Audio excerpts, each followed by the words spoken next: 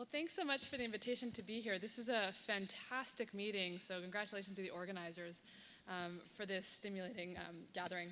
So today I'm going to talk about how immunotherapy is shifting clinical paradigms in brain metastases. You'll see that much more work needs to be done, and at the end of my talk I'll discuss some of the avenues we're actually exploring at MGH to try to answer some of the unanswered questions. So here are my disclosures. So brain metastases are actually the most common brain malignancy, so 200,000 to 400,000 cases per year in the US, and actually represent 10 to 40% of all cancer patients. And the incidence is actually rising as systemic therapies are improving and patients are living longer to develop brain metastases. And most are derived from lung, breast, and melanoma.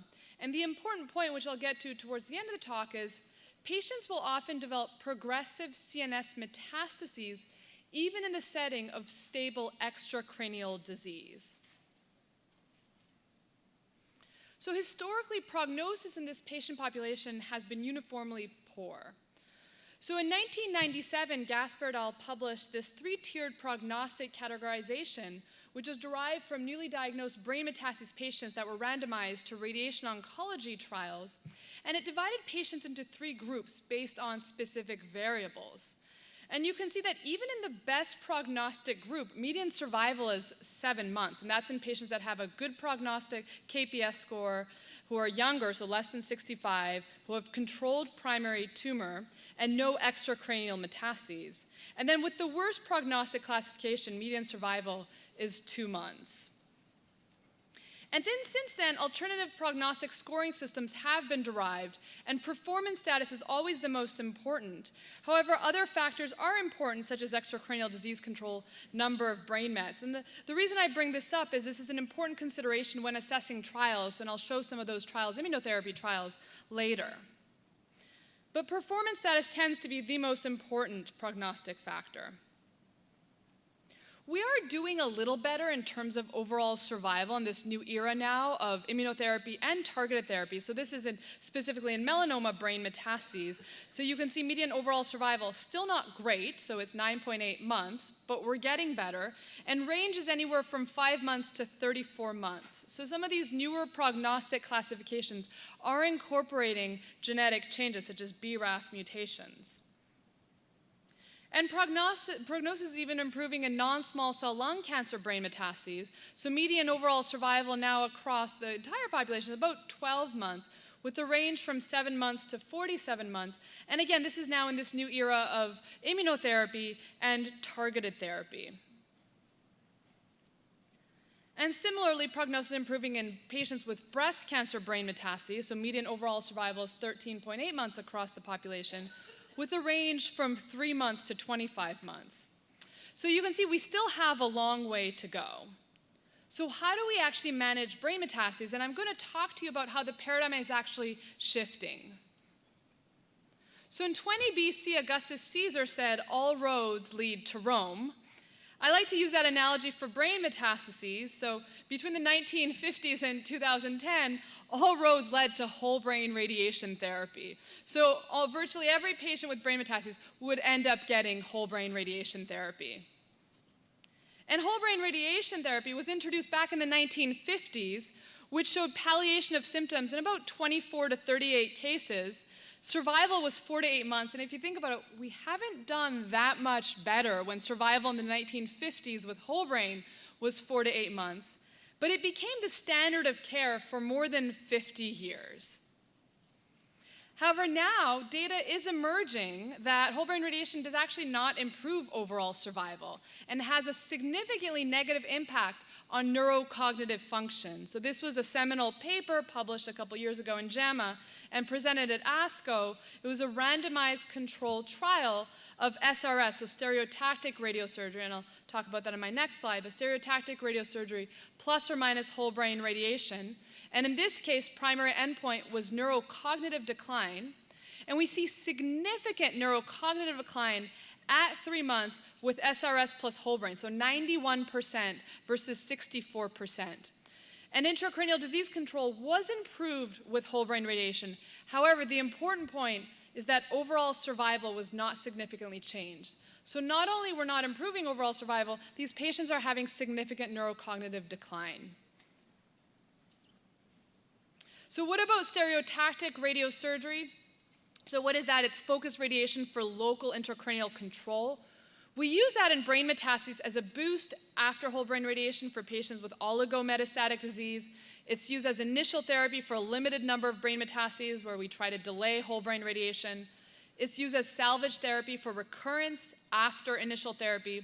And it's a boost to the surgical cavity after surgical resection, so instead of post-op whole brain radiation. And we're preferentially moving towards stereotactic radiosurgery instead of whole brain, and it does provide a local control rate of 70 to 90%. However, the important point is stereotactic radiosurgery does not provide distal control. So you're spot checking here. So you're attacking one spot, but you're not attacking the other brain metastases that you're not achieving distal intracranial or extracranial control. So why have we been relying on whole brain radiation and on stereotactic radiation? Well, what are some of the challenges of systemic therapy in this patient population? So number one, blood-brain barrier, and I'll talk about that in the next slide. Number two, historically, and even now, most trials in the US exclude patients with active brain metastases. So we're really only limited to a small number of prospective trials in this patient population. And many are underpowered studies. Many reports include a variety of tumors, so you may not necessarily be powered for a specific disease histology.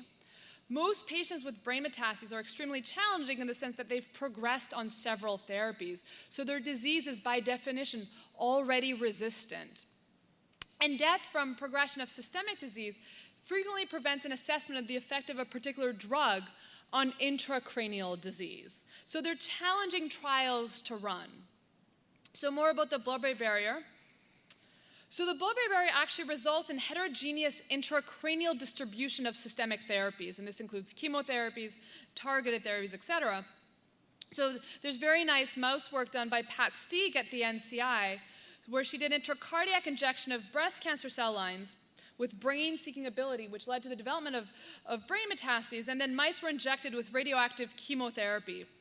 And that she showed that brain metastases vary in permeability within the same mouse by up to 200-fold. So we do see this in patients where we see variability in patient responses even within the same patient. So let's now talk more specifically about systemic therapy and brain metastases. So where are we at? And I'll focus more obviously on immunotherapy. So melanoma, let's start with melanoma. So 50% of advanced melanoma patients develop brain metastases, so huge population. Activating BRAF mutations occur in about 50% of melanoma patients. There is some data that brain metastases may be more common in BRAF mutant patients, but that hasn't panned out in every study. But that being said, systemic therapy has activity in brain metastases. So this table summarizes systemic treatments in melanoma brain metastases. So you can see that the older regimen, so chemotherapy, and that's temozolomide, so it's a classic traditional chemotherapy, shows pretty dismal response rates, so 7% to 10% with temozolomide. However, we're seeing much more activity in newer agents, and I'll focus more on these in the next few slides, but we are seeing that newer agents such as immunotherapy are showing better response rates, including with BRAF inhibitors, we're seeing better response rates. So let's talk more about the trials or the recent trials of checkpoint inhibitors in brain metastases specifically. So this was a seminal paper by Kim Margolin where she did a phase 2 trial of ipilimumab in patients with melanoma brain metastases. And this included patients that had at least one measurable index brain metastasis or 2 measurable lesions with 2 cohorts. So cohort A was asymptomatic patients not on steroids, and cohort B, symptomatic patients on steroids. And they were treated with ipilimumab with a primary endpoint of proportion of patients with disease control. So in general, so this is the patient population. So patients had a great performance status in general. And as I mentioned to you earlier, performance status is the greatest predictive factor for survival in these patients. So in general, when you're thinking about these trials, many of our brain met patients do not fit within that performance status. And then many of these patients were heavily pretreated, so they had received either whole brain radiation as well as systemic therapy. So this was a heavily pretreated patient population. And disease control was obtained in 18% of patients in cohort A and 5% of patients in cohort B, with a median overall survival of 7 months in cohort A and 3.7 months in cohort B. And cohort B had the steroids, and as you have heard about earlier, so steroids could abrogate the effect of immunotherapy, and this may partially account for the low response rates we see in cohort B of this study.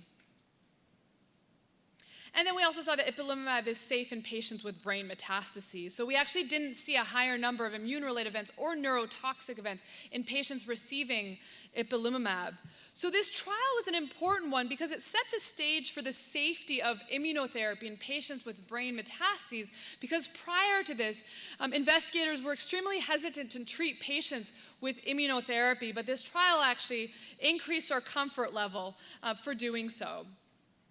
And then there was another seminal paper published in the New England Journal last year looking at, it was a phase 2 trial of nivolumab and ipilimumab in asymptomatic brain metastases patients. So these are patients that had at least one measurable index brain metastasis, had a good performance status, and the primary endpoint in this was intracranial benefit rate. So here are the demographics. So 44% here had a high PD-L1 expression.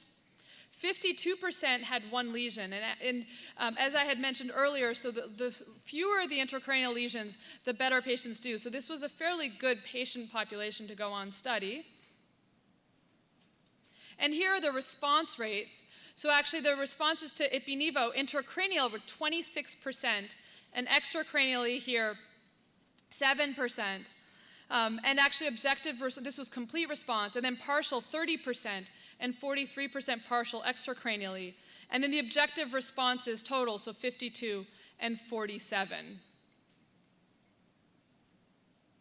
And overall survival was 82% at 12 months. So again, think back to the overall survival as I showed you earlier. This is much better than what we previously saw. So this was an extremely important study. So we are seeing that even patients with brain metastases are benefiting from checkpoint blockade.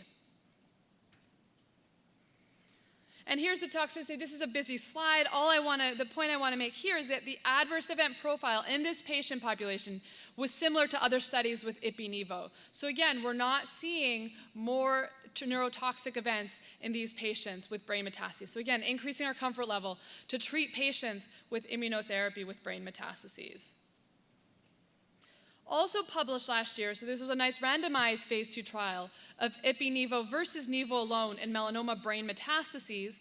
And so this patient cohort included asymptomatic brain metastases patients with no previous local brain therapy.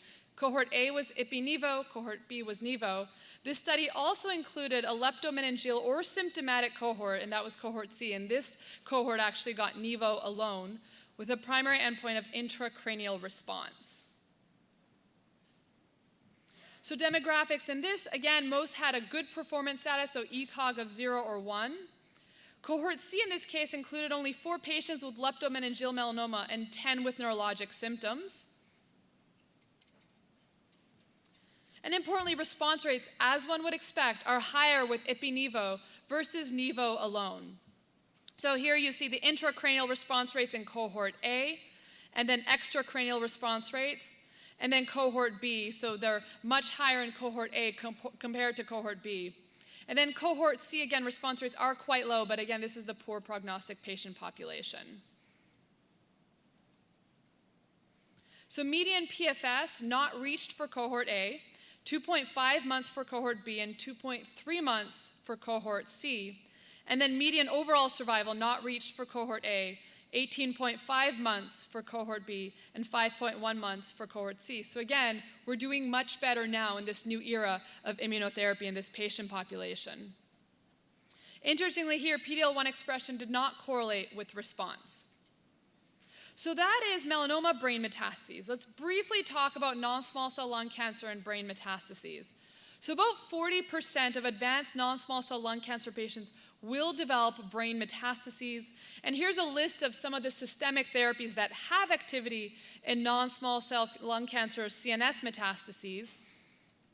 And just briefly on checkpoint blockade, So this was a phase 2 trial of pembrolizumab in non-small cell lung cancer or melanoma patients, and this included untreated or progressive brain metastases patients, and there was a requirement for PD-L1 positivity for the lung cancer patient population.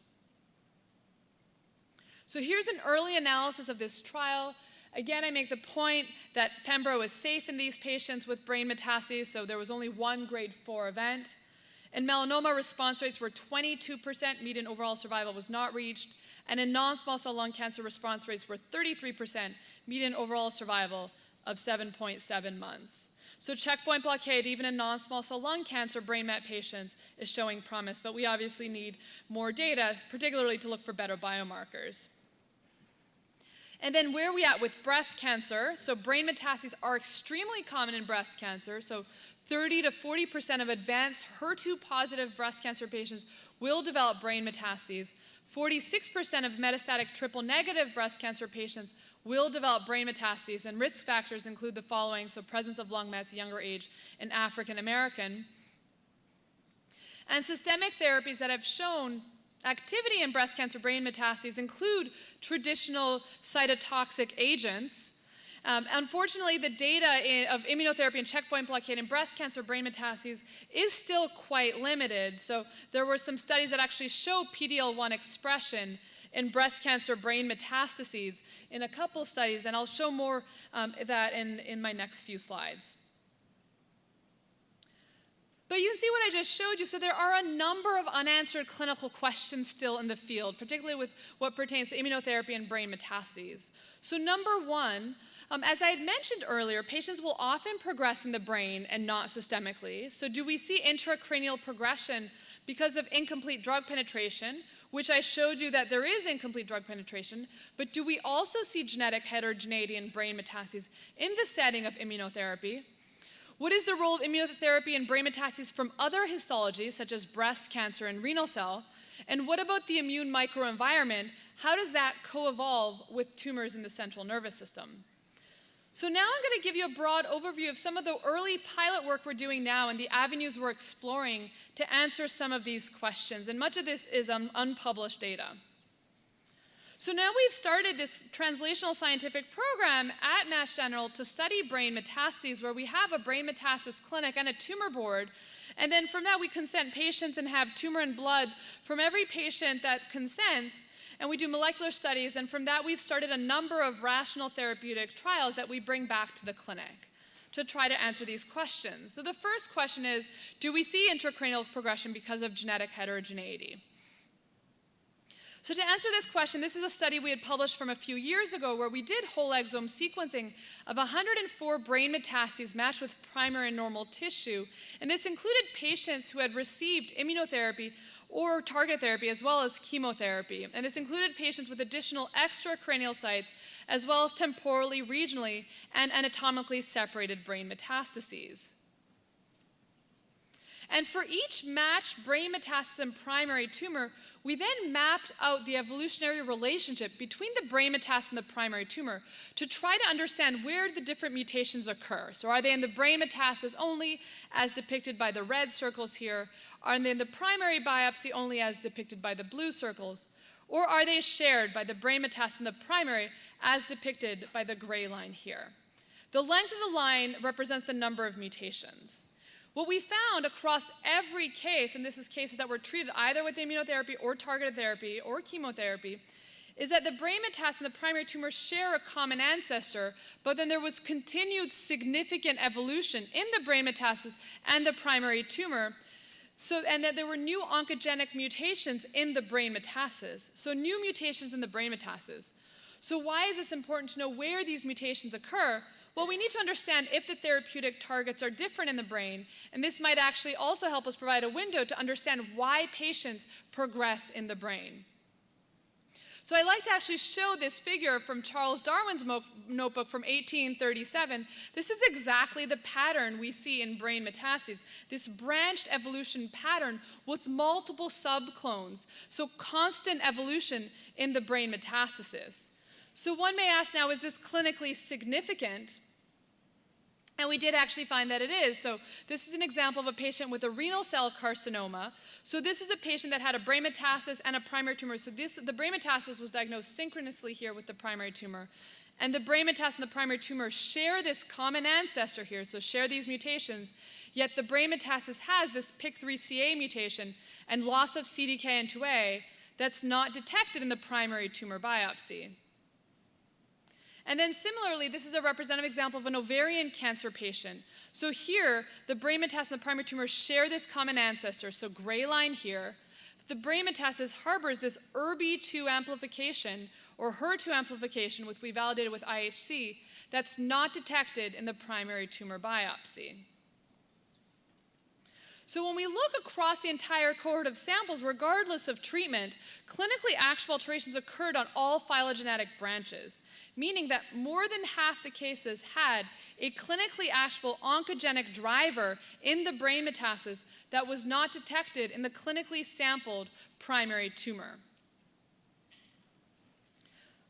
So then we asked, to what extent do extracranial metastatic sites recapitulate genetic vulnerabilities in brain metastases, since neurosurgery, brain surgery is not trivial in every patient. So then we looked at lymph nodes and extracranial sites. So here's an example of a serous ovarian cancer patient where we had a regional lymph node, a brain metastasis, and a primary tumor. And here you see the brain metastasis and the regional lymph node sharing this common ancestor here. Yet the brain metastasis has this long red branch, so diverges dramatically from the regional lymph node and the primary tumor, and has an aurora kinase amplification not detected in the lymph node or the primary tumor. And here's another example of a colorectal cancer where we looked at the lung metastasis, the primary tumor, and the brain metastasis. And here the lung metastasis and the brain metastasis, primary tumor are all diverging separately. So long red branch, long green branch here. And then we've started looking and applying these techniques to pre- and post-immunotherapy samples. So this is actually unpublished data. So this is a patient with a pre-treatment melanoma sample that we had a primary tumor before immunotherapy. Then the patient received checkpoint blockade, so got ipilimumab, then progressed and had a craniotomy. And we looked at the primary tumor and the cranial met. And we found that the cranial metastasis had JAK2 and B2M mutations in the brain metastasis that were not detected in the primary tumor site. And there's been data that shows that B2M and JAK2 have been associated with resistance to immune checkpoint blockade, and we see the cranial metastasis exclusively harboring these mutations. So I actually like to use the story from the Greek myth, from the Greek serpentine monster Hydra, as an analogy here of what brain metastases look like. So Hydra was a Greek serpentine monster that had multiple snake heads with regenerative properties, and each time a head would be cut off, a new one would grow back. And if you imagine metastatic disease as this heterogeneous mixture of multiple cancer subclones, so eventually Hercules killed the monster by attacking the neck, by burning the neck here. So if you think about brain metastasis, if we were only to target one little subclone here, that won't work. So let's bring this back to clinical implications. So I had mentioned to you earlier that patients will often develop progressive brain metastases in the setting of immunotherapy, even when extracranial disease is adequately controlled. The observations I've just presented here show that there are additional oncogenic alterations that are contributing to this divergence of therapeutic response that we see. So here's the next question that we need to answer. So I told you earlier about immunotherapy having activity in brain metastases from non-small cell lung cancer and melanoma. What about other histologies? And here I'll give a brief overview of some of the work we're doing. So now we've just completed accrual to this phase 2 trial of pembrolizumab in brain metastases across all histologies. So this was cohort A and B, where we had patients with previously untreated CNS metastases for cohort A, and then cohort B had progressive brain metastasis. And again, we're allowing all histologies here. So these particular cohorts have just completed accrual, so that data will be hopefully presented over the next year. And then we have another cohort where we're actually looking at the combination of radiation with pembrolizumab to look for the abscopal effect here. And again, we're including all histologies for this. And we have one patient left, and we've completed accrual here, and hopefully, again, we'll be able to present data. But let me just draw your attention to a subset of brain metastases, so leptomeningeal carcinomatosis. And this is data that we presented at ASCO last year. So what is leptomeningeal disease and why do we care so much about it? Well, 5% of cancer patients will develop leptomeningeal carcinomatosis, most commonly observed in breast cancer, though also seen in melanoma and lung cancer. And untreated, median survival is 4 to 6 weeks. So we actually completed accrual to this study. This is a phase 2 trial of pembrolizumab and leptomeningeal carcinomatosis. So this is patients that had histologically confirmed solid malignancy with positive cytology. Pembro was administered every 3 weeks with a primary endpoint of 3-month overall survival. And in this case, we did collect spinal fluid and blood for circulating biomarkers. So the statistical design in this, so as I had mentioned to you earlier, overall survival in these patients is typically 4 to 6 weeks, unfortunately. So this was a Simon 2-stage design comparing a null OS3 of 18% against an alternative hypothesis of OS3 of 43%, with the goal we would enroll and treat 10 patients in stage 1. If 0 or 1 patients were alive at 3 months, then we would stop. If 2 or more patients were alive at 3 months, then we would enroll an additional 8 patients. And if 6 or more of 18 patients were alive at 3 months, the drug would be promising in that cohort. So here's our demographic table. So the majority of patients were actually female, and you'll see why in the next slide. So this was actually ended up being a trial of breast cancer. So the majority of patients enrolled onto this trial were breast cancer patients. And actually the majority of these patients had an ECOG performance status of 1 or greater. So the patient population actually was a heavily pre-treated population with a poor prognosis. So as I mentioned, 17 of the patients had breast cancer. And this included both HER2 positive, HER2 negative disease, as well as hormone receptor positive and hormone receptor disease. So 18 patients received at least 1 dose of pembrolizumab, and 11 patients were alive at 3 months after enrollment. So the OS3 for patients who received 1 dose of protocol treatment was 0.61, so the study achieved primary endpoint. So median OS was 3.6 months. So although promising, we obviously still have a long way to go for this patient population. So best response on treatment, so this is best intracranial response. So we had 50% had stable disease and intracranially, and then 40% or 39% had stable disease extracranially. Importantly, the toxicities were not more than one would typically see, the nervous system related toxicities that were related to immunotherapy. And then from this trial, we've done a number of correlatives to try to answer the question of how does the immune microenvironment co-evolve with tumors in the central nervous system.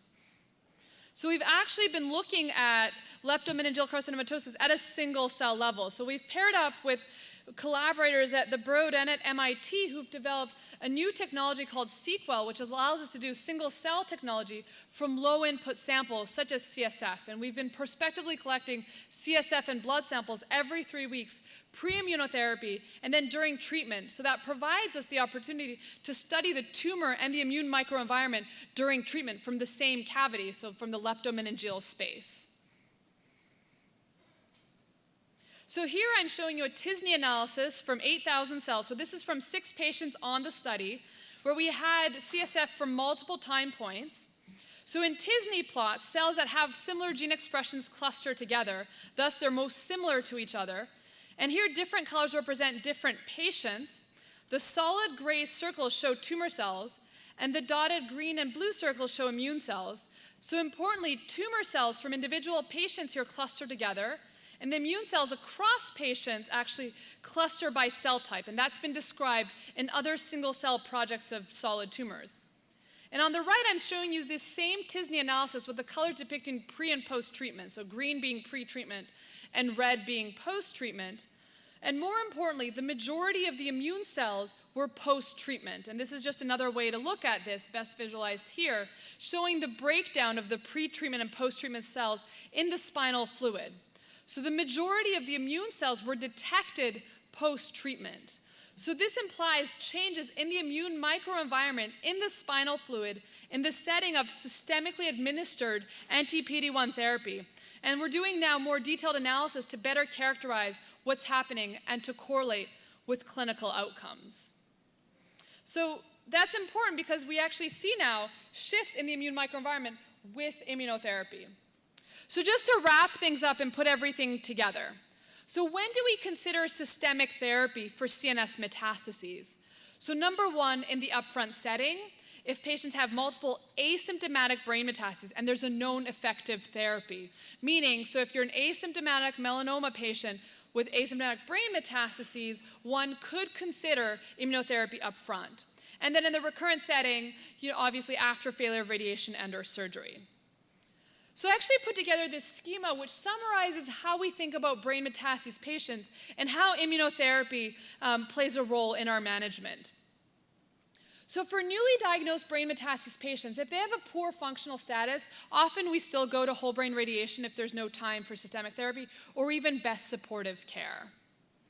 For patients that have good functional status and have active extracranial disease, we still do radiation for 1 to 3 brain mets, or systemic therapy, such as immunotherapy, if the patient is asymptomatic and there's an effective treatment option, again, such as immunotherapy for melanoma or for non-small cell lung cancer. If patients have controlled extracranial disease and they have a solitary brain metastasis, we still tend to preferentially do surgery if surgery is safe, plus or minus radiation. Again, if surgery is not safe, then we'll often do just radiation for the solitary brain metastasis. For patients that have 2 to 3 brain metastases, then again, radiation, so this typically is stereotactic radiosurgery or fractionated radiation, plus or minus surgery, or systemic treatments such as immunotherapy, again, if the patient is asymptomatic and it's effective for that particular tumor type, or we know it's effective for that particular tumor type. And then finally, with patients with more than 3 brain metastases, then radiation or systemic treatment, again, immunotherapy if the patient's asymptomatic, and surgery we consider for a dominant symptomatic lesion. And then for recurrent brain metastases, all bets are off. We try anything if possible, if it can work, so either systemic therapy or if feasible, surgery and/or radiation. So you can see that again, lots of work still needs to be done to improve patient care in this population. So just to conclude, what I hope you take from this talk is that not all roads lead to whole brain radiation anymore. Immunotherapy is playing an increasingly important role in the management of these patients. Checkpoint blockade has promising activity even in leptomeningeal carcinomatosis. Spinal fluid provides an opportunity to monitor the evolution of tumor and the immune microenvironment in this patient population. And as I've mentioned again and again, more clinical trials and more research is needed in this area. So for those of you clinicians here, we do have a multidisciplinary CNS MET tumor board every Wednesdays at MGH. So if you do have patients that you'd like to discuss, please shoot us an email and we're happy to discuss the patient population. We're actually a fun group. We usually have chocolate, which is important. And then to acknowledge, obviously good science requires a team of individuals. So just this is our team that we work with. And of course, we always have to thank our patients for participating in these research efforts. So thank you.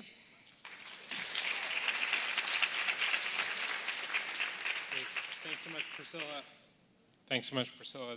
That's really cutting-edge science and clinical medicine. I think we have time for one question.